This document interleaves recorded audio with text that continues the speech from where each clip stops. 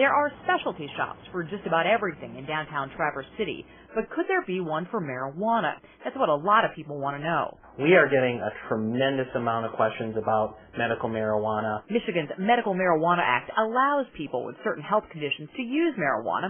They can have 2.5 ounces and 12 plants at a time.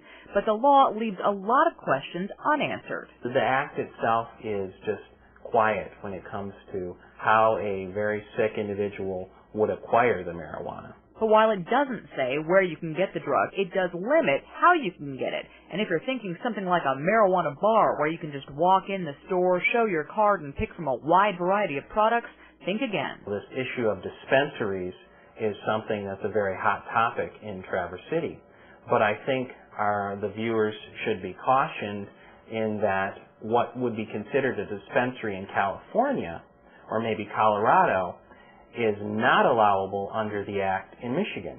And that's very important for people to understand. The Act does say a sick person could get it from a caregiver, and that caregiver could provide marijuana to 5 patients.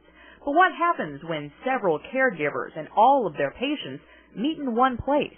So that's where it becomes very confusing, and the city would be grappling with how do we, if at all, regulate this type of gathering area? Because to call it a dispensary would be misleading. But he says even when cities do try to answer this question, it will likely not be the last word.